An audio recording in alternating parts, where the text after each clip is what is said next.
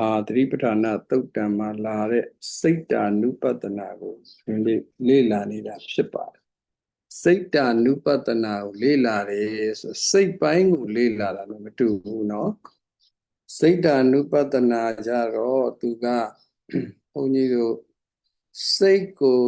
train နေဘယ်လိုသွားမလဲဆိုပြီးတော့စိတ်ကိုဘယ်လိုလေ့ကျင့်ပေးမလဲစိတ်ရဲ့သဘောကဘာတွေရှိလဲဆိုတဲ့ပုံမှာသွားတာစိတ်ကိုအနုပတနာအနေနဲ့အသုံးချနိုင်အောင်လို့လိုအပ်ရာတွေကိုဒီနေရာမှာပြောပြတာပေါ့နော်ဒေသနာတော်တွေထဲမှာပါတာကောင်းလို့ရာများကိုပြောပြတယ်စိတ်ပိုင်းဆိုင်ရာကိုသင်တဲ့အခါကျတော့တစ်မျိုးပေါ့ဒါစိတ်ကိုသင်ရင်တော့ပို့ပြီးတော့မှပြည့်ပြည့်စုံစုံသင်ရမယ်စိတ်တာနုပတနာကြတော့အနုပတနာကိုအထောက်အကူပြုမဲ့ဟာတွေကိုဦးစားပေးပြီးတော့သင်ကြရတာပေါ့နော်ဒါကြောင့်မလို့စိတ်တာနုပတနာမှာစိတ်ပိုင်းဆိုင်ရာအချက်လက်များပြည့်စုံမှာမဟုတ်ဘူးပေါ့စိတ်ပိုင်းဆိုင်ရာကိုတေချာလေ့လာခြင်းနဲ့ဆိုရင်သူ့တီးကြသွားရမယ်စိတ်တာနုပတနာအတွက်လိုအပ်ချက်တွေကိုပဲဒီနေရာမှာဦးစားပေးပြောပြမယ်စိတ်ပိုင်းဆိုင်ရာကမြတ်စွာဘုရားဟောတဲ့ဒေသနာတော်ဒီမှာဆိုရင်ရုပ်ပိုင်းနဲ့စိတ်ပိုင်းဆိုရုပ်ပိုင်းကဟောထားတာနည်းနည်းပဲရှိတာအများအားဖြင့်စိတ်ပိုင်းနေကြီးပဲစိတ်ကဒီဗราဏဖြစ်တဲ့အတွက်စိတ်ကိုအမျိုးမျိုးအဖုံပုံစံမျိုးစုံနဲ့အများကြီးဒေသနာတော်ရှင်းပြထားတယ်ဒါကြောင့်မလို့စိတ်ကသိအရေးကြီးပါတယ်လူတယောက်ကအသက်ရှင်ရပ်တည်တဲ့ပုံစံနှမျိုးရှိတယ်ပုံစံနှမျိုးရှိတဲ့အထဲမှာသူများကိုကြည့်ပြီးတော့အသက်ရှင်တဲ့ပုဂ္ဂိုလ်နဲ့ရှင်သန်တဲ့ပုဂ္ဂိုလ်နဲ့ကိုကြည့်ပြီးတော့ရှင်သန်တဲ့ပုဂ္ဂိုလ်နှစ်ခုရှိတယ်အဲ့တော့အများစုကိုကြည့်လိုက်လို့ရှိရင်သူများကိုကြည့်ပြီးတော့ပဲကိုဘဝကိုရှင်သန်နေကြတယ်အပြင်ကသူကဘာလုပ်တယ်သူကဘာလုပ်တယ်သူကဘယ်လိုနေတယ်သူကဘယ်လိုစိတ်ထားရှိတယ်ဆိုပြီးတော့အပြင်အပပုဂ္ဂိုလ်တွေနောက်ကိုပဲစိတ်ကအမြဲရောက်နေတတ်တယ်ပေါ့အမြဲလဲစိတ်တည်အပြင်ပအရာဝတ္ထုတွေအပြင်ပပုဂ္ဂိုလ်တွေကိုယ့်ဘက်ကိုဒီစိတ်ကိုလှည့်ပေးထားတာမရှိဘူးကိုကြည့်ပြီးအသက်ရှင်တာနဲ့သူများကြည့်ပြီးအသက်ရှင်တာသူများကြည့်ပြီးအသက်ရှင်တာကများတယ်စိတ်ကအမြဲတမ်းသူများစီပဲပို့နေတယ်ကိုယ်စီမှာတော့မရှိဘူးပေါ့မနဲ့မိုးလင်းကလေးကဒီစိတ်တွေအားလုံးဟာဘု து စီရောက်နေတယ်လေကိုယ်စိတ်ကကိုယ်စီမရှိဘူးလေကိုယ်စိတ်ကကိုယ်စီမရှိဘူးစိတ်တ ानु ပတနာကကိုယ်စိတ်ကလေးကိုကိုယ်စီမှာပဲနေအောင်လေ့ကျင့်ပေးတာပဲအဓိကကတော့စိတ်တ ानु ပတနာဆိုကိုယ်စိတ်နဲ့ကိုနေနိုင်အောင်လေ့ကျင့်ပေးတာပဲအထူးမဟုတ်ဘူးပေါ့နော်ကိုယ်စိတ်နဲ့ကိုနေနိုင်အောင်စိတ်ဆိုတဲ့နေရာမှာဒီနေရာမှာအတွေးလေးပေါ့အတွေးလေးနဲ့ဒီတွေးတဲ့အတွေးလေးကမနဲ့မိုးလင်းတာနဲ့တွေးတယ်စဉ်းစားကြည့်အတွေးကကိုယ့်ရဲ့အနေထားကိုတွေးတာလားကိုယ်စိတ်ကိုပြန်ပြီးတော့လေ့လာနေသလားဒါမှမဟုတ်သူများအကြောင်းတွေးသလားနော်စိတ်ထဲမှာလူတယောက်ကိုမချေနှက်ဘူးလို့စိတ်ကတွေးလိုက်ပြီးဆိုရင်ကိုယ်စိတ်မှာစပြီးတော့မှစိတ်ကဆင်းရဲစားပြုလာစိတ်ကဖြူစင်မှုတွေကြည်လင်မှုတွေစပြီးပျက်စီးလာပြီအစင်မပြေတာလေးနည်းနည်းလေးစိတ်ထဲဝင်လာတာနဲ့ကိုယ်စိတ်ကအရင်ဆုံးပျက်စီးသွားပြီဟိုဘက်ကိုယ်စိတ်ကူးလိုက်လို့အဲ့ဒီလူကလူကောင်းမဟုတ်ဘူးလို့တွေးလိုက်တဲ့အတွေးလေးတစ်ခုကဟိုဘက်ကလူကောင်းလည်းဖြစ်မသွားဘူးလူဆိုးလည်းဖြစ်မသွားဘူးဒါပေမဲ့ကိုယ်စိတ်ကတော့အဲ့ဒီအချိန်လေးကနေစပြီးတော့မကြည်လင်တော့ဘာဖြစ်လို့မကြည်လင်တော့လဲဆိုတော့ကိုယ့်ရဲ့စိတ်ကောင်းကိုအရင်ဖြစ်စီရတယ်စိတ်ကောင်းလေးကိုဖြစ်စီပြီးတော့မှတခြားလူရဲ့အားနည်းချက်တွေတခြားလူရဲ့အဖြစ်အနာစာတွေနှလုံးသွင်းဖို့ဆိုတာကိုယ်မှာရှိပြီးတော့အကြည်ဓာတ်ကိုအရင်ဖြစ်စီပြီးတော့မှနှလုံးသွင်းလို့ရတာဆိုတော့အရင်ဆုံးဖြစ်စီခံရတာတော့ကိုယ်တိုင်ပဲပေါ့နော်ဒါကြောင့်သူများကိုကြည့်ပြီးတော့မှအသက်ရှင်တဲ့ပုံကိုယ်တွေကအမြဲတမ်းအဖြစ်စီခံနေရတယ် ကိုယ်စိတ်ကကိုအမြဲတမ်းပြန်ပြီးတော့ဖြည့်ဆည်းနေတယ်ပေါ့အဲ့ဒါအခြေအနေဆိုတရားပဲဒါကြောင့်ငါစိတ်ကသူတစ်ပါးစီမှာရောက်နေသလားရောက်နေသမျှကာလပတ်လုံးကိုယ်စိတ်ကသာလူကောင်းလူဆိုးလူယုံမှလူခွဲခြားနေပြီမဲ့လို့ဟိုဘက်ကတော့လူကောင်းလည်းဖြစ်ခြင်းဖြစ်မယ်သူကသူဆိုးခြင်းနဲ့ဒါသူ့အခြေအနေနဲ့သူကိုကတော့ကိုယ်စိတ်ကိုအဖြည့်ဆည်းခံပြီးတော့သူများရဲ့အခြေအနေတွေကိုလက်ခံနေတယ်စဉ်းစားနေတယ်တွေးနေတယ်ဒီအခြေအနေဆိုးတွေကနေမယုံမထွက်နိုင်ဘူးမုန်းတဲ့လူဆိုရင်ထက်ခါတလဲလဲမုန်းတဲ့အတွေးတွေကိုပဲတွေးတယ်ချစ်တဲ့လူဆိုရင်ထက်ခါတလဲလဲသူ့နှစ်တဲ့သဘောကျတာတွေကိုပဲစိတ်ထဲမှာတွေးတယ်ပုံရိပ်တွေပေါ်တယ်ပေါ်တဲ့ခါကျတော့စိတ်ရဲ့အကြည်ဓာတ်တွေအားလုံးဆုံးရှုံးသွားပြီเนาะချစ်လို့ပဲဖြစ်ဖြစ်မုန်းလို့ပဲဖြစ်ဖြစ်အကြည်ဓာတ်ကတော့ဆုံးရှုံးသွားတာပဲဒါကြောင့်ကိုယ့်ရဲ့နေ့စဉ်နေထိုင်တဲ့အခြေအနေမှာကိုယ့်ရဲ့အတွေးတွေဟာဘယ်ပေါ်မှာအမြဲတမ်းရှိနေတယ်လေချစ်တာပဲဖြစ်ဖြစ်မုန်းတာပဲဖြစ်ဖြစ်အကြည်ဓာတ်ကတော့ပြတ်တာပဲအကြည်ဓာတ်ကအစအရာမရှိဘူးဆိုရင်ဒီအခြေအနေကိုကိုကမသိနိုင်အကြည်ဓာတ်ပြိုးထောင်ထားတဲ့ပုဂ္ဂိုလ်အကြည်ဓာတ်ရှိတဲ့ပုဂ္ဂိုလ်ဆိုရင်ဒီစိတ်တွေနောက်ကျသွားတာကိုချက်ချင်းသိနိုင်တယ်သူကပြိုးထောင်ထားတဲ့ခါကျငါစိတ်ကနောက်သွားပြီငါစိတ်ကငါစိတ်နဲ့ငါကိုမနေဘဲနဲ့သူတစ်ပါးစီရောက်သွားတိုင်းစိတ်ကအကြည်ဓာတ်ပြတ်သွားတယ်ဒါကိုကလေကဲခတ်တတ်ဖို့လိုတယ်စိတ်တ ानु ပတနာဆိုတာကိုယ်စိတ်ကိုပြန်ကြည့်တာပဲကိုယ်အတွေးလေးကိုပြန်ကြည့်တာပဲကိုယ်စိတ်ကိုပြန်သိအောင်လုပ်တာပဲ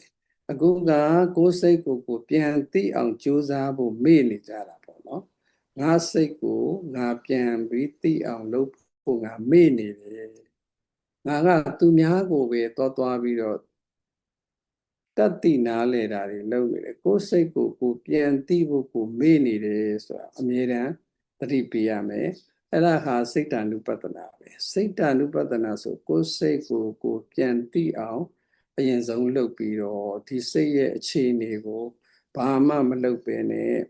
ဘာမှမလုပ်ဘူးဆိုတာတွန်းလှန်တာဖယ်ရှားတာမလုပ်ပဲနဲ့ကိုယ်စိတ်ထဲကအခြေအနေအမှန်ကိုသူ့ရဲ့သဘာဝအတိုင်း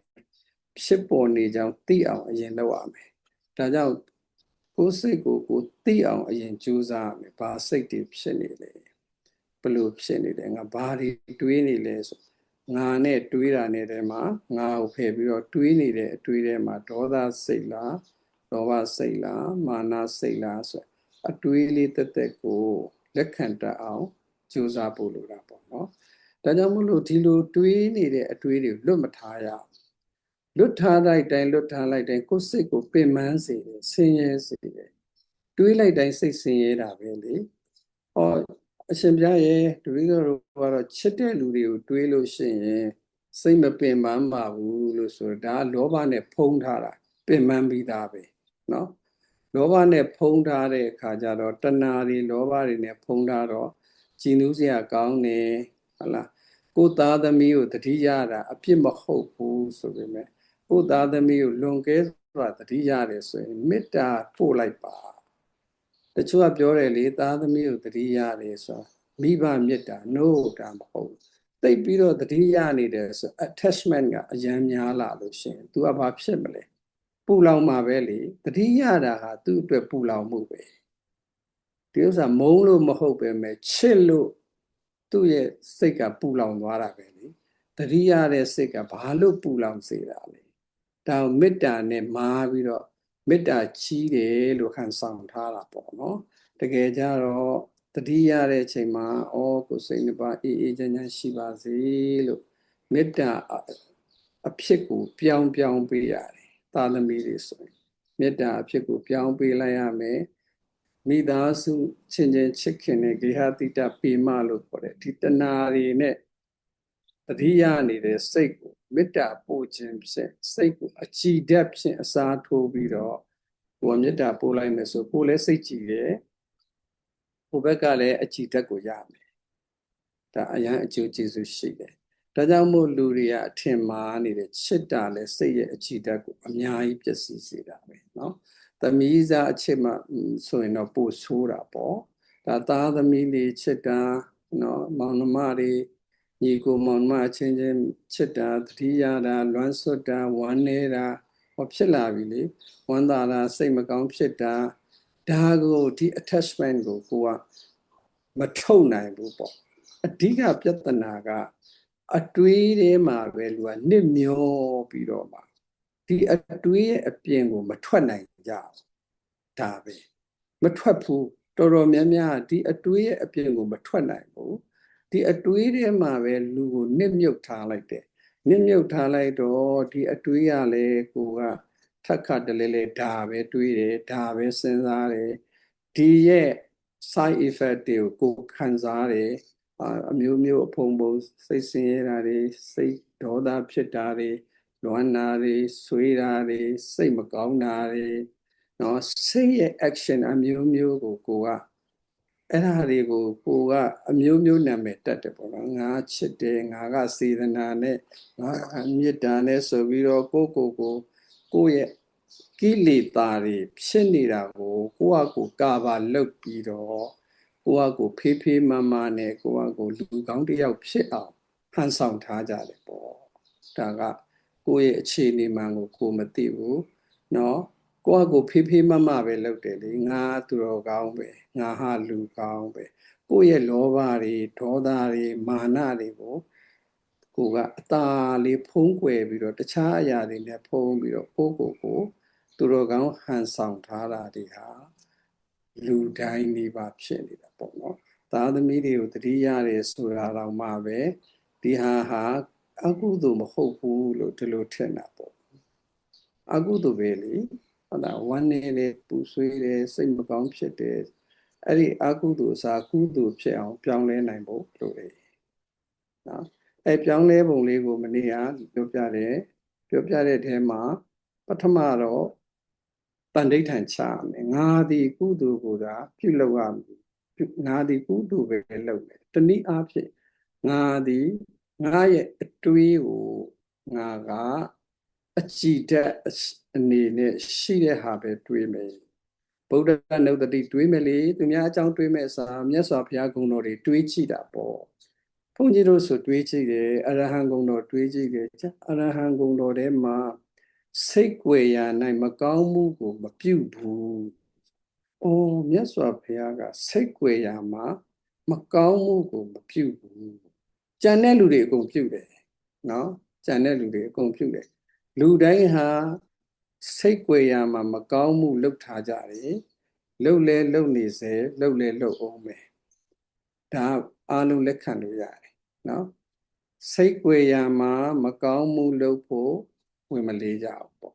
ဝင်လဲမလေးလှုပ်လဲလှုပ်တယ်ပေါ့နော်မြတ်စွာဘုရားကြတော့စိတ်ွယ်ရ၌မကောင်းမှုကို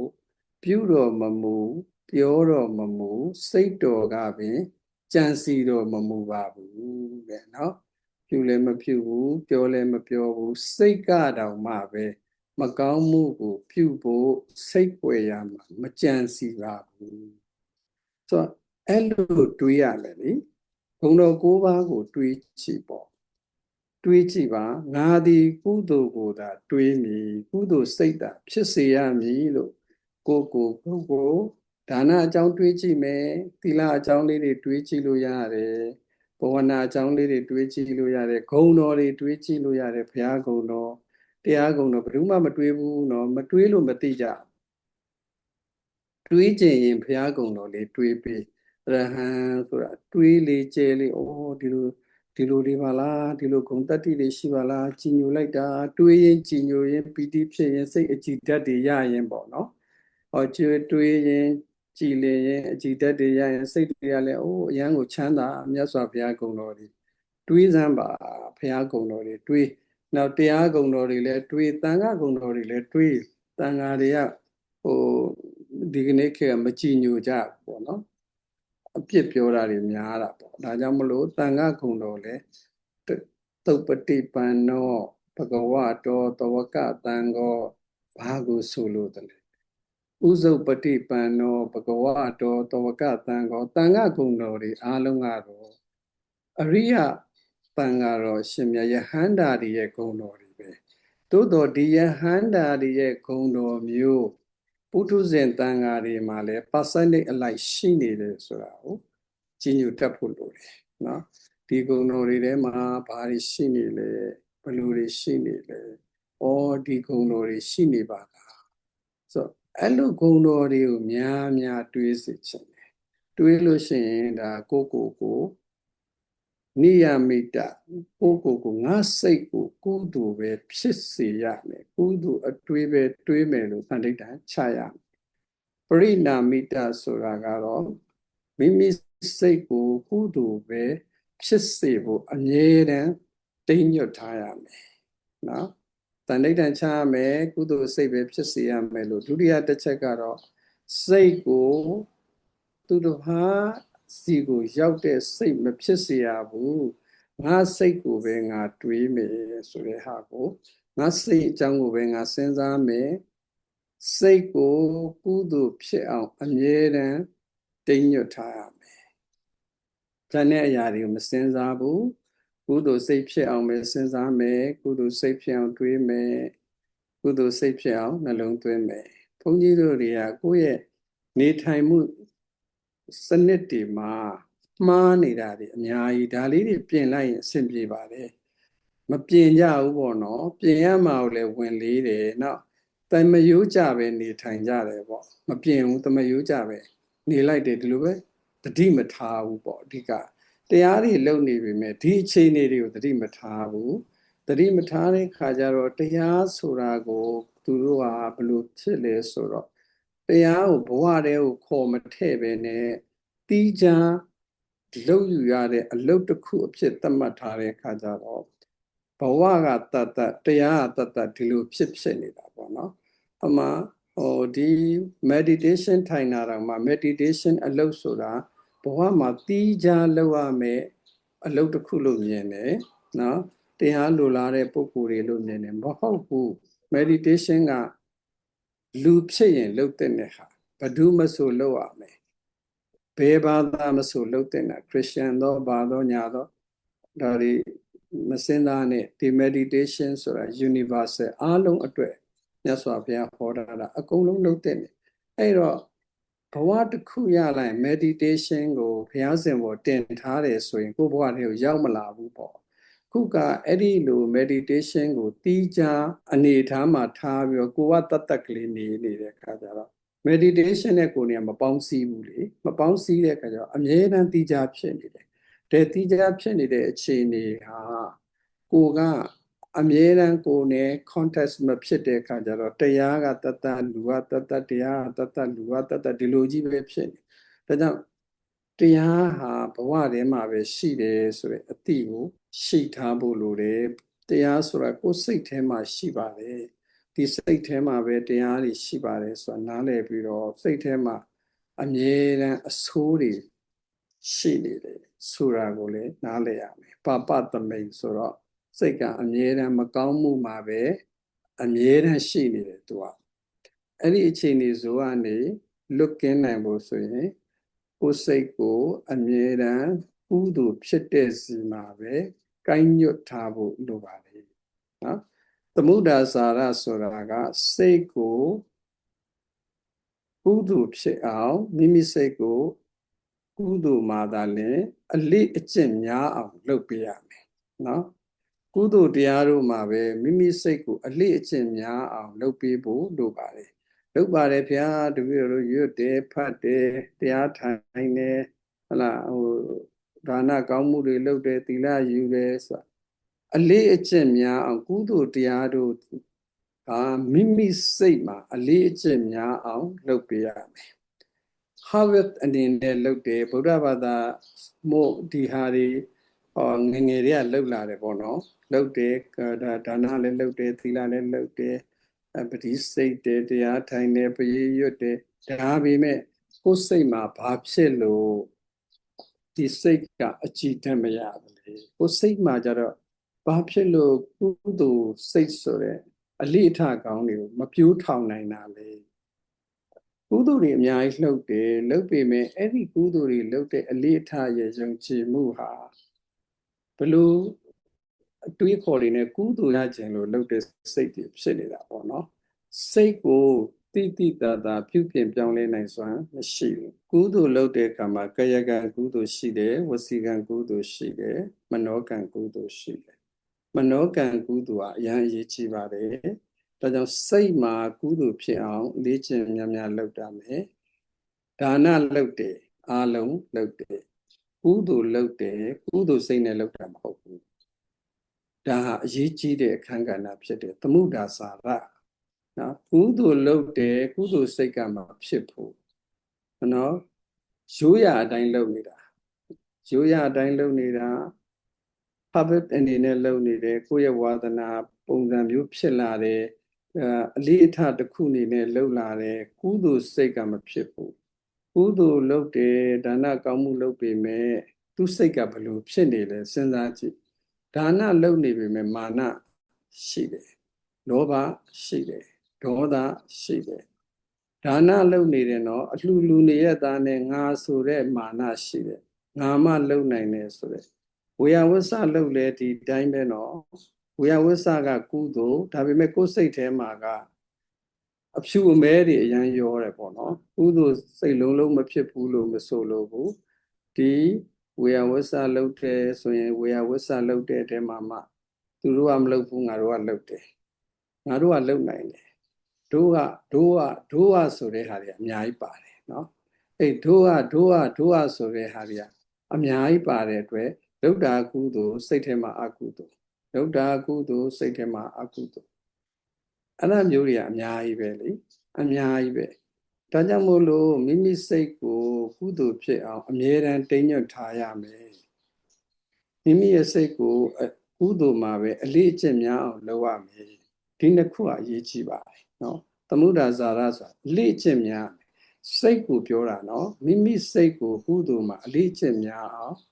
လုပ်ဖို့လိုပါတယ်ဒီဥစ္စာအရင်အရေးကြီးတယ်ဘာလို့လဲဆိုတော့ဒါနကောင်းမှုလုပ်နေတယ်လုဒ္ဓကုသိုလ်စိတ်ထဲမှာအကုသိုလ်အမြဲတမ်းဖြစ်ကြတယ်ဟိုလိုဖြစ်တယ်ဒီလိုဖြစ်တယ်ကုသိုလ်လုပ်ရင်းနဲ့ကိုအစင်မပြေတာတွေအများကြီးနှလုံးသွင်းနေနော်အများကြီးစိတ်ထဲမှာထည့်ထားတယ်ဆိုတော့ကုသိုလ်တပည့်ငရဲတပိတ်တာဆိုတာဒီစကားကိုအမှတ်ရဖို့လိုတယ်ကုသိုလ်လုပ်တယ်တပည့်ငရဲကဘလောက်ရသွားလဲဆိုတပိတ်တာရသွားတယ်ဒီဟာပေါ့လေးမတွေးနဲ့နော်လူတိုင်းဒီပါဒီလိုဖြစ်နေ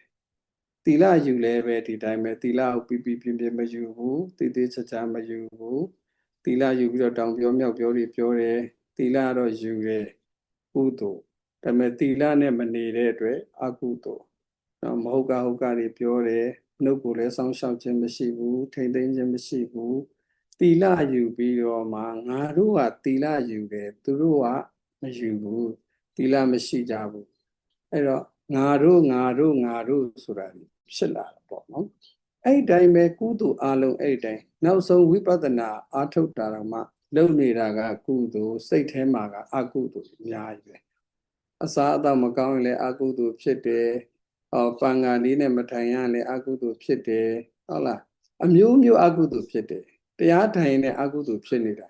တရားထိုင်တာကကုသိုလ်စိတ်ထဲမှာကအကုသိုလ်ထိုင်ရင်းနဲ့မကျေနပ်တဲ့လူတွေကိုတွေးတာတွေကများတော့ပိုတော့ဆိုးသေးတယ်ခုလက်ရှိအချိန်တွေကလည်းအကုသိုလ်တွေဖြစ်တယ်လို့ကိုယ့်ရဲ့အတွေးကလည်းအကုသိုလ်ပဲလက်ခံထားတော့တရားထိုင်ရင်းနဲ့အကုသိုလ်ပဲဖြစ်နေတာပဲလေဒီမကြီးတယောက်ကတော့ပွင့်ပွင့်လင်းလင်းရှောက်ဖူးတယ်သူဘလို့အကုသိုလ်ဖြစ်တယ်လေဆိုတာတပည့်တော်ပြောလဲမပြောရဲပါဘူးဗျာတဲ့ပြောလဲမပြောသင့်ပါဘူးတဲ့ဒါပေမဲ့တရားမထိုင်ရဲလောက်အောင်ဖြစ်ပါတယ်အကုသိုလ်ဇယိုက်ဆိုးတွေသူ့ဘလောက်လွှမ်းမိုးလဲဆိုထိုင်တိုင်းမှာသူ့မှာမကောင်းတဲ့အနိဋ္ဌာယုံတွေပဲမြင်ပါတယ်တဲ့အတွေးရတာပဲတွေးနေတော့ဒါပဲမြင်တာပေါ့နော်သူကလည်းအဲ့ဒါတွေကိုပြောပြတယ်မသိမ့်တော်တဲ့အတွေးတွေလည်းအများကြီးတွေးမိပါတယ်ကြောက်စရာကောင်းတဲ့အတွေးတွေပါဗျာတဲ့အဲ့ဒါဘလို့ကြော်လွားရမလဲလို့ဒါကသူဘာလို့မေးလဲဆိုတော့သူတကယ်လွတ်မြောက်ခြင်းလို့မေးတာပေါ့လွတ်မြောက်ခြင်းလို့မေးတယ်ဆိုတာကိုသဘောပေါက်ဖို့လိုတယ်အဲ့တော့လွတ်မြောက်ခြင်းဖို့လိုတယ်လေကိုယ့်ရဲ့အခြေအနေဆိုလည်းကိုလက်ခံဖို့လိုတယ်လူတွေကလက်မခံဘူးကိုယ့်ရဲ့အခြေအနေဆိုကိုလက်မခံမင်းနဲ့ဖုံးကွယ်ထားခြင်းနဲ့တဏိပရိယေနဲ့ဖုံးကွယ်ထားခြင်းနဲ့ကိုယ့်အကိုလိန်ထားခြင်းနဲ့လဲ့စားထားခြင်းနဲ့ ကိုကမကောင်းတဲ့လူတယောက်ဆိုတာကိုလက်မခံချင်ဘူးကောင်းတဲ့လူဖြစ်ပဲလက်ခံချင်တယ်ဒါပေမဲ့ကိုကတကယ်ကောင်းမနေဘူးဆိုတာကိုဒီသမုဒ္ဒါစာရမှာကိုကတေချာလေးလာဖို့လိုတယ်အကျယ်လေးလာဖို့လိုတယ်နောက်တစ်ခုကအာဘုဇိတဆိုတာသူတော်သူမြတ်တို့ရှိတဲ့နေရာမှာတင့်လျောက်ပတ်ကောင်းမြတ်တဲ့ပฏิရူပဒေသမှာနေဖို့လိုတယ်တဲ့နော်သူတော်ကောင်းတွေနဲ့ထိတွေ့ဖို့လိုတယ်လို့ပြောတာဒီတစ်ချက်ကအခုပြည့်စုံနေတာပေါ့နော်သူတော်ကောင်းတရားမြတ်စွာဘုရားရဲ့သူတော်ကောင်းတရားနဲ့ဘုန်းကြီးတို့လည်းထိတွေ့ခွင့်ရတယ်အခုသူတော်ကောင်းပေါင်းတို့ကလည်းထိတွေ့ခွင့်ရတယ်ဒါဟာအမေရိကန်မှာပဲနေဗမာပြည်မှာပဲနေဒီလိုထိတွေ့ခွင့်ရနေတာကပฏิရူပဒေသဖြစ်ပါလေဒါအာဘုဇိတဆိုတာဒီသူတော်ကောင်းတရားတွေကိုကိုယ်တဏ္ဍာမှာကုသိုလ်စိတ်တွေများဖြစ်ဖို့ဆိုရင်သူတော်သူမြတ်တို့ရှိရာတင့်လျောက်ပတ်ကောင်းမြတ်တဲ့ပฏิရူပဒေသအရမှာမိမိဟာရှိနေဖို့လိုပါတယ်တဲ့သူတော်ကောင်းတရားဆိုတာကအမှန်တရားကိုပဲဖော်ပြတယ်ဘက်လိုက်တာမရှိဘူးလေဒါကြောင့်သူတော်ကောင်းတရားနဲ့နေထိုင်ခွင့်ရှိမယ်ဆိုကိုနားလည်ခွင့်ရှိမယ်ကိုသိမြင်နိုင်စွာရှိမယ်ကိုပြုပြင်နိုင်စွာရှိမယ်ဒါဟာအမြတ်ပဲเนาะကိုသိမြင်ခြင်းကိုနားလည်ခြင်းကိုပြုပြင်နိုင်ခြင်းเนาะအာဘုဇိတပฏิရူပဒေသရမှနေရမယ်သူတော်ကောင်းတွေကိုမိဝဲစိကရမယ်သူတော်ကောင်းတရားကိုနာရမယ်အရိယာမဲ့ရဲ့ရှေ့အဖို့ဖြည့်ခြင်းရမယ်၅ပါးသီလစပြီးတော့ကျင့်ဝတ်ပฏิပတ်ကိုဖြည့်ခြင်းရမယ်ဒီဒုက္ခသစ္စာသမုဒယသစ္စာအမြင်ရတဲ့အကြောင်းတရားနဲ့တကွဥပါဒာလက္ခဏာတရား၅ပါးတို့ကိုအနိစ္စဒုက္ခအနတ္တလို့ဝိပဿနာရှုပြီးတော့နှလုံးသွင်းနေရမယ်ဆိုအာဘုဇိတကတော့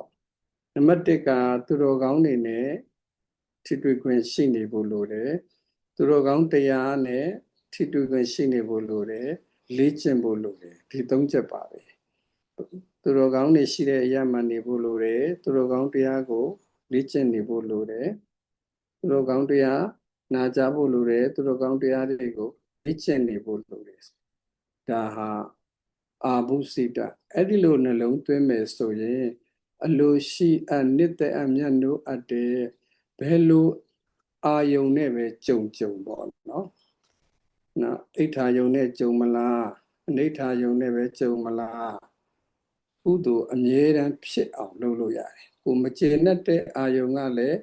ကုသိုလ်ဖြစ်ခွင့်ရပါမယ်ကျေနပ်သောအာယုံကလည်းကုသိုလ်ဖြစ်သွားနိုင်အောင်လုပ်လို့ရမယ်ကိုစိတ်ကိုအိဋ္ဌာယုံအနိဋ္ဌာယုံနှစ်ခုလုံးတုံလို့အောင်လုပ်လို့မရတော့ဘူးပေါ့နော်အိဋ္ဌာယုံကိုနှစ်သက်စရာကောင်းတယ်ကိုသဘောကျတာကိုအနိဋ္ဌာယုံကိုကမနှစ်သက်ဘူးသဘောမကျဘယ်အာယုံဖြစ်ဖြစ်ကိုအကုသိုလ်ဖြစ်အောင်မလုပ်နိုင်တော့ဘူးဒီလိုလေ့ကျင့်ထားမယ်ဆိုရင်အာယုံအားလုံးဘာနဲ့ပဲထိတွေ့ဘာနဲ့ပဲကြုံရတုံလုံးမှုမရှိတော့ပဲနဲ့ကုသိုလ်ကိုပဲအမြဲတမ်းဖြစ်စေနိုင်တဲ့စိတ်အရေးအသွေးမျိုးကိုဒီ၄ခုကိုလိုက်နာရင်ရနိုင်ပါတယ်တဲ့နော်စိတ်ကလည်းတဖြည်းဖြည်းဖြူစင်လာမယ်တဆင့်ပြီးတဆင့်မြင့်တဲ့မြင့်တဲ့စိတ်ကောင်းစိတ်မြတ်တွေကိုလည်းကိုယ်မွေးမြူလာနိုင်မယ်နံပါတ်1နေယမိတာစိတ်ကိုကုသိုလ်ပဲဖြစ်ရမယ်လို့တန်ဋိဌာန်ချထားရမယ်နံပါတ်2ပရိနာမိတာကုသိုလ်မှာပဲစိတ်ကိုအမြဲတမ်းရုပ်ကိုင်းထားရမယ်နံပါတ်3သမုဒ္ဒါစာရစိတ်ကိုကုသိုလ်တရားနဲ့ကုသိုလ်တရားမှာပဲအလေးအကျင့်များအောင်လုပ်ထားရမယ်နံပါတ်4အာဘုဇိတပฏิရူပဒေသရမှနေမယ်သူတို့ကောင်းတွေကိုစိတ်ကပ်မယ်သူတို့ကောင်းတရားကိုနာကြားမယ်ဝိပဿနာအချက်များကိုအမြဲမပြတ်ကျင့်ကြံနေဖို့လိုတယ်ဒီ၄ချက်ကဆိုရင်တဲ့စိတ်ကိုပြုပြင်ပြောင်းလဲပေးနိုင်တယ်ခုနကစိတ်ရိုင်းကနေပြီးတော့မှယဉ်ကျေးတဲ့စိတ်ဖြစ်အောင်ပြောင်းလဲလို့ရပါဘူးနော်စိတ်ရိုင်းကနေယဉ်ကျေးတဲ့စိတ်ဖြစ်သွားအောင်ပြောင်းလဲလို့ရပါတယ်တဲ့ဒါအမတန်အရေးကြီးတယ်နောက်တစ်ခုဝိတက်ကတန္ဒာနသုတ်တံဆိုတာရှိတယ်စိတ်ကိုဘယ်လိုဆုံးမရမလဲပေါ့သူ့ရဲ့ methods ကဘာလဲဆိုရင်စိတ်ကိုဘယ်လိုကောင်းအောင် လေ့ကျင့်ရမယ်ဒါကိုဒီမှာလည်းထပ်ပြီးတော့ပြောပြမယ်ခုနပြောပြတဲ့၄ချက်အပြင်အခုဝိတက်ကတန်တာနာတုတ်ပထမဦးဆုံးကတော့ဘာလုပ်မလဲဆိုရင်မြတ်စွာဘုရားကမကောင်းတဲ့အတွေးတွေဖြစ်ပေါ်လာပြီဆိုရင်ကောင်းတဲ့အတွေးနဲ့အစားထိုးပါတဲ့အစားထိုးတတ်ဖို့အရေးကြီးတယ်ဝိတက်ကတန်တာနာတုတ်မှာပထမဒီ skillful thoughts ဖြစ်ရမယ် and skillful ကနေ skillful thoughts ဖြစ်ဖို့လိုတယ်အစားထိုးမယ်မနာလို့စိတ်ဖြစ်တယ်ဆိုရင်သူကိုယ်ထက်တာမနာလို့ဘူးဆိုအဲ့ဒါဆိုဘာအစားထိုးလို့ရလဲဆိုမုဒိတာအစားထိုးလို့ရတာပဲလေကိုယ်ထက်တာတဲ့ပုဂ္ဂိုလ်ကိုဝမ်းမြောက်ခြင်းဖြင့်အစားထိုးကြည့်မယ်ဟောကာမစိတ်တွေဖြစ်လာပြီဆိုရင်အနိစ္စဘာမှမြဲတာမဟုတ်ပါဘူးဒီစိတ်တွေကလည်းမမြဲပါဘူးလို့အစားထိုးကြည့်လို့ရဒေါသဖြစ်ပြီးမေတ္တာနဲ့အစားထိုးလို့ရမယ်ဟောစိုးရိမ်စိတ်တွေအများများလာပြီဆိုရင်ကိုယ်ကိုအသက်ရှူသွင်းရှူထုတ်တာနဲ့အစားထိုးလို့ရမယ်ဒီလိုအစားထိုးပြီးတော့ကိုယ်စိတ်ရဲ့အခြေအနေစိုးတွေကိုနံပါတ်1အနေနဲ့အစားထိုးတဲ့နည်းနဲ့အရင်ဆောင်ရွက်ကြည့်ပါတဲ့အမြင်ပြောင်းခိုင်းတာပေါ့နော်အမြင်ပြောင်းခိုင်းတာအဲ့ဒါဟာအရေးကြီးပါလေဥပမာငါမအောင်မြင်နိုင်ဘူးလို့စိတ်ထဲမှာဖြစ်နေမဲ့အစားကိုကဒီစိတ်ကိုတိစိတ်ဒီငါမအောင်မြင်နိုင်ဘူးလို့ဖြစ်သွားတဲ့စိတ်ကလေးကိုတိပေးခြင်းအပြင်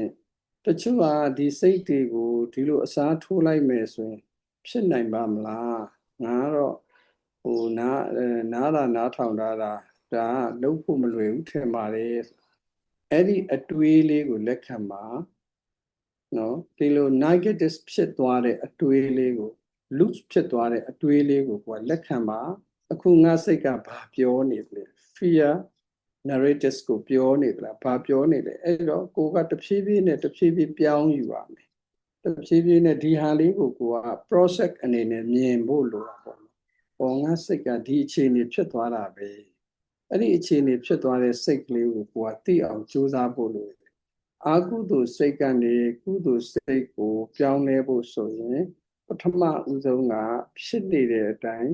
လက်ခံတဲ့နည်းကိုအရင်ဆုံးသုံးဖို့လိုတာပေါ့နော်။ဖြစ်နေတဲ့အတိုင်းလက်ခံမယ်ဘာမှမလုပ်ဘူးနော်။လက်ခံရကနေတဖြည်းဖြည်းပြောင်းသွားလိမ့်မယ်။အဲ့ဒါလုပ်ကြည့်ပါလွယ်လွယ်လေးနံပါတ်1ကအစားထိုးတဲ့နည်းနံပါတ်2ကအန္တရာယ်ကိုသိမြင်တဲ့နည်းပေါ့ငါဒီလိုမျိုးအစားထိုးလို့မရဘူးဆိုဒုတိယနည်းကိုပြောမယ်ဒီအတွေးတွေကငါ့ကိုဘယ်လိုဖြည့်ဆည်းနေလဲလို့မြင်ကြည့်ဖို့လိုတယ်နော်ဒါအန္တရာယ်ကိုမြင်လာဒီအတွေးဟာဘာအကျိုးရှိလဲငါအတွက်အကျိုးရှိသလားသူ့အတွက်ကောအကျိုးရှိသလားအချိန်နဲ့အများကြီးငါဒီအတွေးတွေတွေးနေတာငါ့ကိုသူဘယ်လိုဖြည့်ဆည်းနေသလဲငါရဲ့စိတ်တွေကိုသူဖြည့်ဆည်းနေတယ်ဒီဥစ္စာသိအရေးကြီးတယ်နော်အဲ့တော့ဒီအတွေးတွေကငါ့ကိုဘယ်လိုဖြည့်ဆည်းနေလဲဆိုတဲ့အန္တရာယ်ကိုမြင်တဲ့နည်းပေါ့ဒါအရေးကြီးတယ်နံပါတ်1ကအစားထိုးတဲ့နည်းနံပါတ်2ကအန္တရာယ်ကိုမြင်တဲ့နည်းဒီအတွေ့အငါ့ကိုဘယ်လိုဖြည့်ဆည်းနေလဲဒါအတူပြောပြတာပေါ့နော်ဥပမာဒေါသထွက်လာပြီဆိုနံပါတ်1ကတော့နှလုံးခုန်မြန်လာမယ်နော်ရဲ့ decision quality တွေကျလာမယ် relationship တွေပျက်စီးလာနိုင်မယ် sleep တွေပျက်လာမယ်အိပ်ရေးပျက်လာမယ်အဲ့ဒီသူ့ရဲ့ဆိုးကျိုးတွေအန္တရာယ်တွေကိုအရင်တွေးကြည့်လိုက်လို့ရှိရင်သူ့ကို absorb လုပ်လို့ရသွားတာပေါ့နော်သူ့ကိုအရင်တွေးကြည့်လိုက်သူဒီဘယ်စိတ်ပဲဖြစ်ဖြစ်ဒါဒေါသကိုပြောတာလေဆိုရင်စိတ်တို့လွမ်းတာတို့ဆွေးတာတို့ဥပမာလွမ်းတဲ့စိတ်ကလေးဖြစ်နေတယ်တတိယတဲ့စိတ်ဆိုဒီစိတ်ကငါ့အတွက်ဘာများအကျိုးရှိလဲသူ့အတွက်ကောငါကတတိယလို့သူတို့ဘာအကျိုးရှိသွားမလဲငါကရောဘာအကျိုးရှိသွားမလဲငါမှာစိတ်ဓာတ်တွေကျလာမယ် lonely ဖြစ်လာမယ်နော်အိပ်ရေးတွေပြက်လာမယ်ဟော stress တွေဖြစ်လာမယ်ဒါတတိယတာနဲ့ပဲဒီအခြေအနေဆိုတွေဖြစ်သွားတာပဲဆိုဒီအတွေးဟာကိုယ့်ကိုဖြစ်စည်းနေတယ်ဆိုတဲ့အခြေအနေကိုသိဖို့လိုတယ်တ ချို့အတွေးတွေကပျော်ရွှင်တဲ့အတွေးဆိုရင်လည်းဒီပျော်ရွှင်တဲ့အတွေးဟာကိုယ့်ရဲ့ကုသိုလ်စိတ်ကိုဖျက်ပလိုက်လားမဖျက်ဘူးလားပျော်ရွှင်တိုင်းကုသိုလ်ဖြစ်တာမဟုတ်ဘူးပျော်ရွှင်တော့စိတ်လှုပ်ရှားသွားပြီ emotion တွေဝင်သွားပြီစိတ်ကတမာတိဖြစ်နေတဲ့စိတ်ကလေးပေါ့ကိုယ်စိတ်မှာတမာတိဖြစ်လို့စိတ်ကလေးကတီးတယ်ကြီးတယ်အေးတယ်အဲ့ဒီစိတ်ကနေဟေးဟေးဟေးဆိုပြီးတော့လက်ဒီလက်မောင်းလေးတမ်းပြီးအော်ကြဟစ်ကြဆူကြပျော်ကြပါကြဆိုလူပဲအရှင်ဘုရားတခါတလေပျော်ဦးမှာပေါ့ဆိုပျော်လို့ရပါတယ်ဒါပေမဲ့ဘာနဲ့ပျော်သင့်တယ်လဲကုသိုလ်နဲ့ပျော်ရင်ပိုမကောင်းဘူးလားကုသိုလ်လွတ်ပြီးတော့မှပျော်တာကိုကောင်းတယ်လို့ယူဆမှာလားဒါတော့ကိုယ့်ကိုစဉ်းစားပေါ့နော်ကိုယ်စိတ်ကိုဖြည့်ဆည်းပြီးမှအပျော်ရှာမလားပေါ့အဲ့ဒါလေးသိဖို့လိုတယ်ဒေါသစိတ်ဒေါသဆိုအများကြီးတော့လွမ်းတာဆွေးတာတတိယတာငိုတာအဲ့ဒါတွေအားလုံးဒေါသတွေမှာပါတယ်နော်အားလုံးအဲ့ဒါတွေအားလုံးဒေါသဒါကြောင့်မို့တတိယရဲဆိုတဲ့ဒေါသပဲလွမ်းတာလဲဒေါသပဲဆွေးတာလဲဒေါသပဲငိုတာလဲဒေါသပဲအကုန်လုံးဒေါသပဲအဲ့ဒါတွေက burning quality တွေပဲအကုန်လုံးဒေါသဆိုတာစိတ်ကိုဘန်းတဲ့ပုံမှာကြောက်စရာကောင်းတယ်အဲ့တော့ကိုကအဲ့ဒီ attachment ကိုမြင်ဖို့လိုတာပေါ့ဘလောက်တောင်ဆိုးဝါးလဲဆိုတာကိုသိဖို့လိုတယ်ဒါကတော့နံပါတ်1အန္တရာယ်ကိုမြင်တဲ့နည်းအန္တရာယ်ကိုမြင်လိုက်ပြီဆိုရင်ဘယ်သူမှဆက်မတိုးတော့ဘူးလေမမြင်လို့သာဆက်တိုးနေတာအန္တရာယ်ကိုမြင်အောင်ကြိုးစားပါနံပါတ်3ကအာယုံမဆိုင်တာကိုကမကောင်းတဲ့အတွေးတွေပေါ်မှာအာယုံမရအောင်တတိထားတယ်ဒီဥစ္စာအရန်ကို advance ဖြစ်တယ်မှာအတွေးတစ်ခုဖြစ်လာပြီဆိုလို့ရှိရင်ကိုကဒီအတွေးကိုသွားပြီးတော့မှစီမံခန့်ခွဲဝဲတာမျိုးမလုပ်နဲ့ဒီအတွေးနောက်ကိုမလိုက်သွားနဲ့သူငါ့ကိုမလေးစားဘူးဆိုရင်အတွေးလေးဝင်လာပြီဆိုတော့သူကငါ့ကိုမလေးစားဘူးဒီကောင်ဘလို့လဲမသိဘူးခက်ရိုင်းရိုင်းပဲလို့ဒါကိုယ့်စီမှာအတွေးဝင်လာပြီအတွေးဝင်လာတဲ့အခါကျတော့အဲ့ဒီအတွေးကိုကိုကဘယ်လိုလက်ခံလဲနံပါတ်1အန္တရာယ်ရှိလားမရှိလားဒီအတွေးကဒီကောင်ငါ့ကိုမလေးစားဘူးဆိုရင်အတွေးလေးဝင်လာပြီဆိုရင်ကိုက story မဆက်ဖို့လိုတယ်နော် story ကဆက်သွားတယ်လေဒီကောင်ဘာကောင်လဲငါ့ကိုမလေးစားသူကဘာလဲဘာမို့လို့လဲ story တပုတ်ဖြစ်သွားတယ်နော်အဲ story ကနေပြီးတော့ရန်သူကြီးဖြစ်သွားတာမျိုးဖြစ်သွားနိုင်တယ်အဲ့တော့တက်လာပြီဆိုရင်သူ့ကိုဘာမှနော်သူငါ့ကိုမလေးစားဘူးတွေးလိုက်တိုင်းစိတ်ထဲမှာနာကျင်ရတယ်ခံစားရတယ်ကိုယ်စိတ်ကိုအဖြစ်စည်းခံလိုက်ရတယ်ဒါကအတွေးတကယ်တော့ तू ကကိုယ်ကိုမလေးစားတာဟုတ်ချင်မဟုတ်မှာ तू နေခြင်းနေတတ်တဲ့ပုံစံနဲ့ तू နေတာမျိုးလည်းဖြစ်မယ်ဒါကိုကရိုင်းနေမလေးစားဘူးဘာဘူးညာဘူးနဲ့ကိုယ့်ကိုတတ်မှတ်ပြီးတော့စိတ်တွေပင်ပန်းနေတယ်အဲ့ဒီလိုမျိုးမဖြစ်ရအောင်ဖြစ်ပေါ်လာပြီဆို story ကိုမလိုက်ပါနဲ့မလိုက်နဲ့မခံစားနဲ့ခံစားမနေနဲ့အဲ့ဒီအချိန်မှာကိုဘာလုပ်မလဲတတိယအရေးကြီးတယ် mindfulness ကအရေးကြီးတယ် exit လုပ်ပါဒီအတွေ့အကြုံ exit ထွက်ပါမထွက်ပဲနဲ့မလုပ်ပါနဲ့ဒီငါ့ကိုမလေးစားဘူးဆိုတဲ့အတွေးရချဲလိုက်တာငါဘယ်လို तू ကဘယ်လိုငါဘယ်လို तू ကဘယ်လိုနဲ့အကြာကြီးလည်းဖြစ်လာတယ်အကြီးကြီးလည်းဖြစ်လာတယ်တဖြည်းဖြည်းနဲ့ကြီးလာတော့ exit ကိုရှာလို့မတွေ့တော့ဘူးပေါ့ရှာလို့မတွေ့တော့ဘဲနဲ့အဲ့ဒီထဲမှာပဲဝဲပြီးတော့လဲမထွက်နိုင်တော့အဲ့တော့ဥပမာဆိုတော့ဘုန်းကြီးเจ้าမှာအလူလုတ်တယ်အလူလုတ်ရင်းနဲ့အချင်းချင်းစကားပြောကြလုပ်ကြဒီကောင်ကမလေးစားဘူးဆိုတဲ့အတွေးလေးကအဲ့ဒီကလေးကတွေး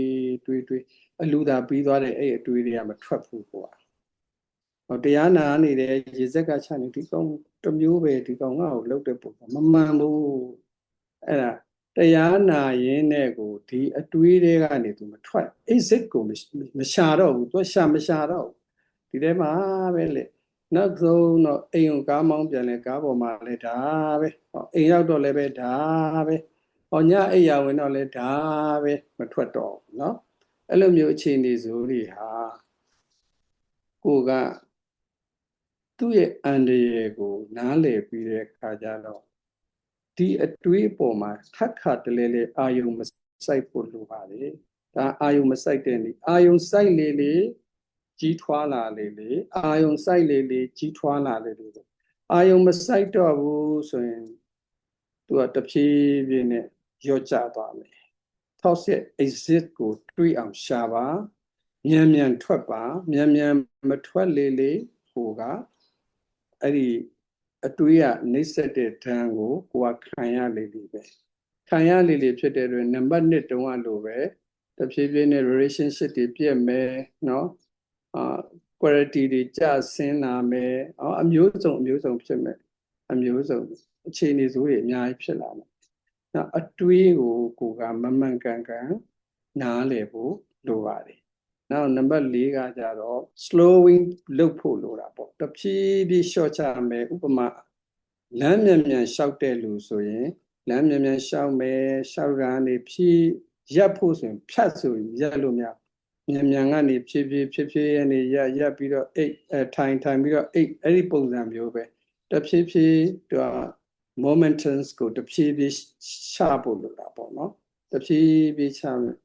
anxiety attacks လာနေပြီဆိုတော့စိတ်လှုပ်ရှားစရာတွေတစ်ခုကြုံလာရပြီဆိုရင်ဘာဖြစ်မလဲစိတ်ကလှုပ်ရှားလာအယံကိုလှုပ်ရှားလာဆိုရင်ဘာနဲ့လှုပ်ရှားဖို့ဒေါသဖြစ်လို့ပဲစိတ်လှုပ်ရှားသလားပျော်လို့စိတ်လှုပ်ရှားသလားဒါမှမဟုတ်ဘာနဲ့စိတ်လှုပ်ရှားလဲစိတ်လှုပ်ရှားလာပြီဆိုရင်အဲ့ဒီအချိန်မှာစကားပြောတဲ့လူကြည့်လိုက်စိတ်လှုပ်ရှားတဲ့လူစကားပြောနေတဲ့အခါမှာအော်ကြီးကျယ်ပြောတာရှိတယ်လောနဲ့ပြောတာရှိတယ်ဘလုံးပထွေးပြောတာရှိတယ်ဘာမှမတည်ငြိမ်တော့အဲ့ဒီအချိန်မျိုးဆိုရင်ကိုတဖြည်းဖြည်း short ချတဲ့နေကိုသွားမယ်နော်တဖြည်းဖြည်း short ချတဲ့နေကအဲ့ဒီအချိန်မှာအထိန်စကားကိုထိန်ပြီးတော့ပြောမယ်အသက်ကလေးကိုမှန်ရှူမယ်ဖုံးပေါ်တာကိုခဏနားမယ် reaction ကို delay လုပ်မယ်ဖြည်းဖြည်းချင်းစဉ်းစားမယ် body ကိုလည်း relax လုပ်မယ်ကိုယ့်ရဲ့ရုပ်ပိုင်းဆိုင်ရာကိုလည်းလမ်းလေးလျှောက်ပြီးမယ်စသည်ဖြင့်ပေါ့အဲ့ဒီလိုမျိုးတဖြည်းဖြည်းနဲ့ short ချတဲ့နည်းကိုလည်းသွားလို့ရပါတယ်တဲ့ဒါကဇောစိတ်ကိုလျှော့တာပေါ့နော်ကုသိုလ်ဇောအကုသိုလ်ဇောနှစ်ခုဖြစ်နေတဲ့အခါမှာအကုသိုလ်ဇောကိုတဖြည်းဖြည်းလျှော့ဖို့လိုတယ် aspiration လုပ်ဖို့လိုတယ်တဖြည်းဖြည်းဇောလေးလျှော့မယ်နောက်တစ်ခါကျတော့ဘလို့မှလည်းမရဘူးအဲ့ဒီအထက်က၄ခုကမရဘူးဆိုနောက်ဆုံးနည်းကတော့အန်ကျိတ်ပြီးတော့ဖိနှိပ်တဲ့နည်းကိုသုံးရမယ်တဲ့အန်ကျိတ်ပြီးတော့ဖိနှိပ်တဲ့နည်းကိုသုံးရမှာပေါ့အယံဒေါသထွက်နေတယ်အယံစိတ်ဆိုးနေတယ်အဲ့ဒီအချိန်မှာမလုပ်ဘူးဆိုပြီးတော့အတင်းဖိရမယ်ဒီလိုမျိုးအချိန်မှာငါဘာမှမလုပ်ဘူးဆိုပြီးတော့စိတ်ကိုဆုံးဖြတ်ချက်ချရမယ်နော် hard stop လုပ်လိုက်ရမယ်စိတ်ပညာမှာဒါကြတော့ impulse control လို့ခေါ်တယ်လေသူက hiri ottappa စေတသိက်ကို activate လုပ်ခိုင်းတာပေါ့ဆိုလိုတဲ့အခါဒီတရားအရေးကြီးတယ်စိတ်ကိုမုန်းပြီးတိုက်ခိုက်တယ်လို့ဆိုလိုတာမဟုတ်ဘူးစိတ်ကို process အနေနဲ့မြင်ဖို့ငါစိတ်လို့မဆုပ်ကင်ထားတော့ဘူးပေါ့နော်ငါစိတ်လို့မဆုပ်ကင်ထားတော့ဘူးစိတ်ကိုတည်တည်ချာချာသဘောပေါက်နားလည်အောင်ကြိုးစားလာဖို့လိုတာပေါ့အဲဆိုရင်တော့သဘောပေါက်ပြီမဟုတ်လားတဖြည်းဖြည်းကိုနီးငါးနီးနဲ့ဒီစိတ်ကိုဘလို့ထိမ့်ချုပ်မလဲဆိုတာကိုကတဖြည်းဖြည်းသဘောပေါက်နားလည်ဖို့လိုပါတယ်အဓိကကတော့ဒေါသမကြီးခင်မှာဒေါသအရှိန်မတက်ခင်မှာအစောပိုင်းလက္ခဏာတွေဘာရှိလဲဒါဒေါသကိုတစ်ခုနမူနာပြောလိုက်မယ်ဒါကြောင့်စိတ်တွေကိုနားလည်အောင်ကြိုးစားတဲ့နေရာမှာဒေါသကအယမ်းထင်လွယ်မြင်လွယ်တယ်ဒေါသဆိုစိတ်ဆိုးတာတို့စိတ်တူတာတို့စိုးရိမ်တာတို့သောကဖြစ်တာတို့ဒါဒေါသနာမည်တွေကြီးပဲလေဒေါသအရာကျဲတယ်ဒေါသပဲဖြစ်များတာပဲလူတွေကနော်လောဘကြတော့လေလူတွေကသိမထင်ရှားတော့မောဟဆိုပိုဆိုးတာပေါ့အများအဖြစ်ဥပမာပေးတော့လေဒေါသကိုပဲများပေးရတယ်ဘာလို့လဲဆိုသူကထင်လွယ်တာဟုတ်ရုပ်တရက်ဒေါသထွက်လာပြီဆိုရင်သူမတိုင်ခင်မှာစိတ်နဲ့ခန္ဓာကိုယ်ရဲ့အချက်ပြလက္ခဏာတွေအရင်လာတတ်တယ်သူကနော်အရင်လာတတ်တယ်ကြည့်လေဒေါသမဖြစ်ခင်မှာဖြစ်လာတော့မယ်ဆိုစိတ်မရှိဖြစ်လာတာဟုတ်တယ်မလားအလိုမကျလာစိတ်တူလာတာ irritation ဖြစ်လာတယ်နောက်တစ်ခါကျတော့စိတ်တွေတင်းကျပ်လာတယ်လေဒေါသစဖြစ်လိုက်ဆိုလူကခန္ဓာကိုယ်ကတစ်ခုပေါ့နော်ပခုံးတွေတင်းကျပ်လာသလားလက်သီးဆုပ်ကတင်းကျပ်လာသလိုရင်ဘတ်ကတင်းကျပ်လာသလိုသူကခန္ဓာကိုယ်မှာအချက်ပြတာအရင်လာတယ်အဲ့ဒါအဲ့ဒီအချိန်ကနေစပြီးတော့ကိုယ်သတိထားဖို့လိုတာ ကိုကာကွယ်ခြင်းနဲ့စိတ်တွေဖြစ်လာတယ်တဖြည်းဖြည်းနဲ့လေမဖြစ်ခင်ကိုကာကွယ်ခြင်းနဲ့စိတ်ကာကွယ်ခြင်းနဲ့ဆိုငါမှန်တယ်လို့ကာကွယ်ခြင်းငါဟုတ်တယ်လို့ကာကွယ်ခြင်းနဲ့ငါတရားတယ်လို့ကာကွယ်ခြင်းနဲ့ဒါမှမဟုတ်ပြန်ခံပက်ခြင်းနဲ့ပြန်ခံပက်ခြင်းနဲ့စိတ်တွေဖြစ်လာတယ်အဓိကအချက်ကဒီလိုအခြေအနေတွေကိုစောကြီးကလေးကကြိုတင်ပြီးတော့မြင်လာတယ်လို့ပြောချင်တာနော်ကိုယ်စိတ်ကိုတတိထားတတ်တဲ့လူအကဲခတ်တတ်တဲ့လူကဒေါသပေါက်ကွဲမသွားခင်ဂျားဖြတ်ထိန်းချုပ်ဖို့ intervention လုပ်ဖို့ပို့ပြီးတော့လွယ်ကူစေပါလေမှာတတိရတယ်ပေါ့နော်ကိုသားလေးတတိရတယ်ဆိုတတိမရခင်မှာစိတ်လှုပ်ရှားမှုဖြစ်လာအဲ့ဒီအခြေအနေမှာဖန်ထိန်ဖို့လို့အဲ့ဒီအခြေအနေတတိကပ်ဖို့လို့ပေါ့အဲ့လိုတတိမကပ်ဘူးဆို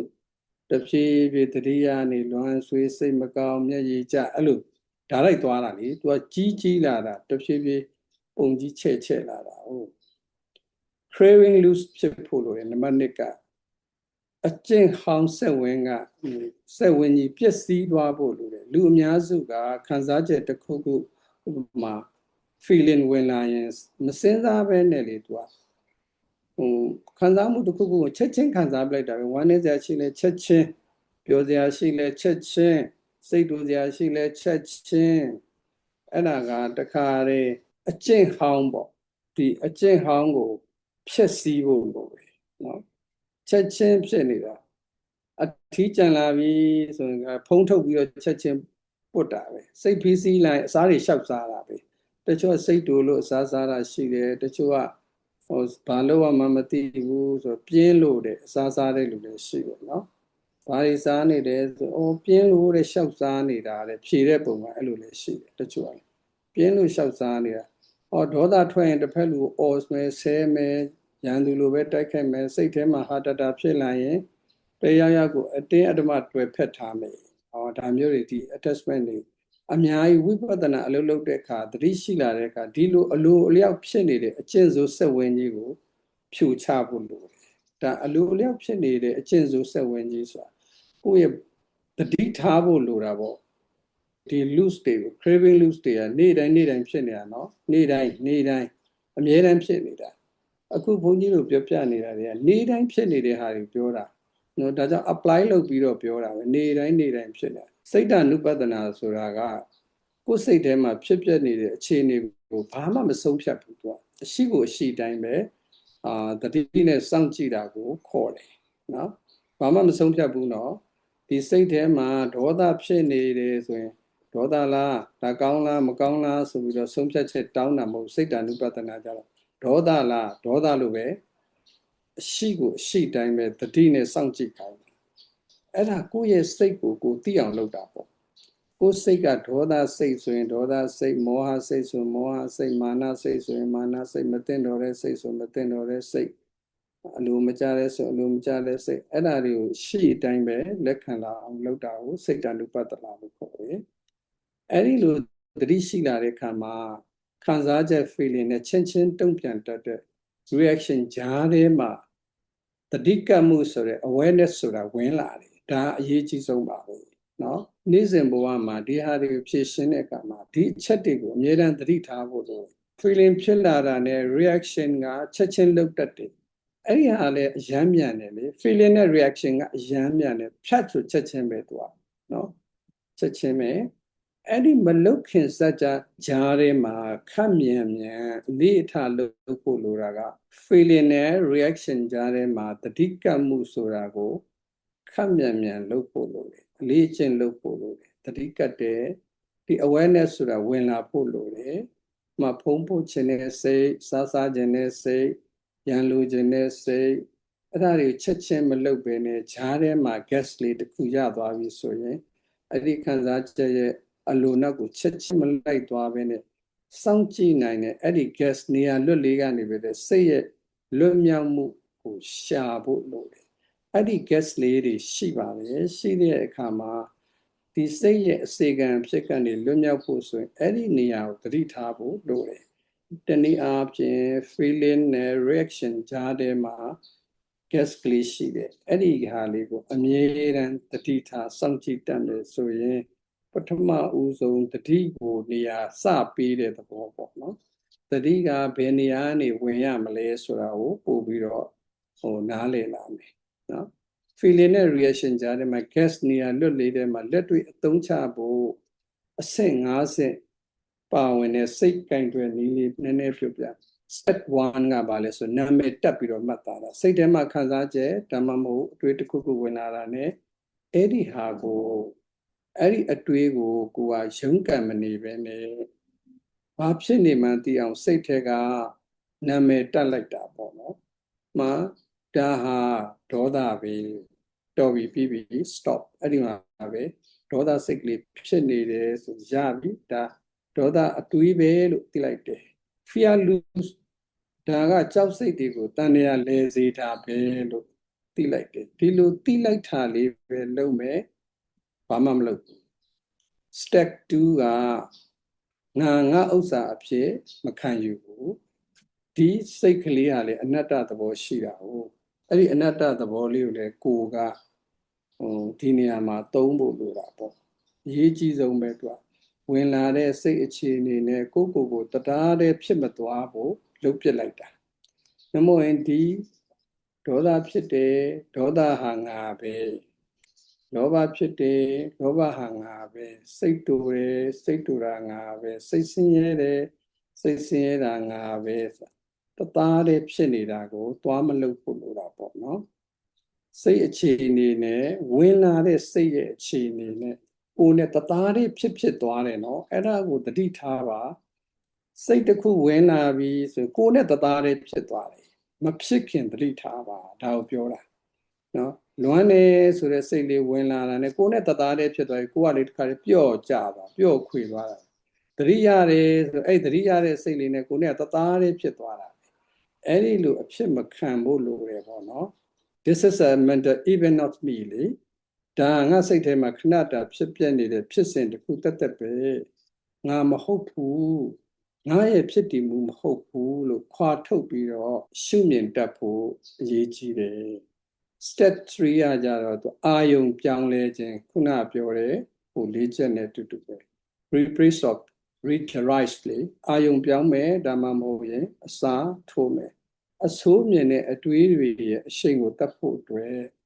အဆိုးမြင်တဲ့အတွေးကိုပဲအဓိကဒီနေရာမှာဥပမာအနေနဲ့ပြောတာပေါ့နော်ဒါပေမဲ့ဘယ်အတွေးမျိုးမဆိုပေါ့ဘယ်အတွေးပဲဖြစ်ဖြစ်အဲ့ဒီအတွေးတွေရဲ့အရှိန်ကိုတတ်ဖို့အတွက်ဆိုရင်ကိုယ့်ရဲ့အာယုံစိုက်မှုကိုပို့ပြီးအပြုသဘောဆောင်တဲ့အရာတွေကိုရွှေ့ပြောင်းတတ်ဖို့လိုတယ်ဥပမာဝင်သက်ထွက်သက်စီအာယုံစီကိုပြန်ပြီးတော့ပို့တာဒါမှမဟုတ်ရင်ကိုနဲ့သူတို့အပေါ်မှာမေတ္တာပွားလိုက်တာကိုယ်ခန္ဓာကိုယ်နဲ့ထိတိတဲ့အရာတွေကိုပြန်ပြီးတော့သတိပြုတာဒါမှမဟုတ်လည်းပဲဒီလို meditation လုပ်တယ်မဟုတ်ဘူးဆိုရင်လည်းကိုကအကျိုးရှိတာတစ်ခုခုကိုထပြီးတော့လုပ်လိုက်တာဒါတွေကိုအစားထိုးပြီးတော့ပြောင်းလဲဖို့လိုပါတယ် step 4နံပါတ်4ကကြတော့အကျိုးဆက်ကိုတွေးပြီးတော့ကိုယ်စိတ်ကိုမေးခွန်းပြန်ထုတ်ပြီးသတိပေးတဲ့အဆင့်ဖြစ်ပါတယ်ဒီအတွေးတွေကိုကိုကဆက်ပြီးတော့မွေးမြူထားမယ်ဆိုရင်ဘာဖြစ်မလဲခုနဟာတွေကိုဒီအခုပြန်ရှင်းပြနေတာပေါ့နော်အဓိကကတော့ဒီအဆိုးမြင်တဲ့အတွေးတွေဒေါသအတွေးတွေနောက်ကိုဆက်ပြီးတော့လိုက်နေမယ်ဆိုရင်အဲ့ဒီလိုအလိုလိုက်နေရင်ဘယ်လိုဆိုးကျိုးတွေဆက်ဖြစ်လာမလဲဆိုတာကြိုတင်ပြီးတော့မှသိရှိပြီးတော့အရှိန်ကိုတတ်ဖို့ပြောတာပေါ့ဒါဇောကိုအရှိန်တတ်ဖို့ပြောတာနော် step 5ကတော့လိုအပ်လာမယ်ဆိုရင်ပြတ်တတ်ရပ်တန့်ဖို့ပြောတာခုနကဝိတကတဏ္ဍာနာတုတ်ကိုပြန်ပြီးတော့ရှင်းပြတာဖြစ်ပါတယ်အပေါ်apply လုပ်ပြတာပေါ့နော်အပေါ်ကအဆင့်တွေလှုပ်လို့စိတ်ကအရှိန်မကျသေးဘူးဆိုရင်တော့အပြုမှုပိုင်းရပြတ်တတ်ဖြတ်ပစ်ဖို့လိုတယ်ဥပမာအခန်းထဲကထွက်သွားတာဒါမှမဟုတ်ရင်ဘုံကနေစာပြန်တာရန်ဖြစ်တာတွေချက်ချင်းရပ်ပစ်တာကိုနှုတ်ဆက်ပြီးတော့အေးအေးဆေးဆေးလေးနေလိုက်တာကိုထိလက်ရောက်မဟုတ်ပဲနှုတ်ကတုံ့ပြန်မဲ့အရာတွေကိုအသိစိတ်နဲ့ထိန်းချုပ်လိုက်တာဒီနီလန်းကစိတ်ကူးတဲ့တင်မဟုတ်ပဲတတိပညာဝိရိယကိုသုံးပြီးတော့စိတ်ရဲ့အဆိုးတန်တရားကိုလက်တွေ့ကြကြဖြတ်တောက်တဲ့ဝိတကတဏ္ဍာနာတုတ်တန်ရဲ့နီးပြူရာ action plan ဖြစ်ပါတယ်ဒီစာအရေးကြီးပါနော် ဆက်ပြောချင်တာကဝိတက်ကတန္တာနာတုတ်နဲ့ခုနကပြောထားတဲ့နိယာမိတာဆိုတဲ့စိတ်ကိုပြောင်းလဲစေတတ်တဲ့အချက်လေးချက်နဲ့ပေါင်းစပ်ပြီးတော့ရှင်းပြကျင်တာပေါ့လေသို့တော့အချိန်ကဒီလောက်ပဲရတဲ့အတွက်အားလုံးနားကြပါစို့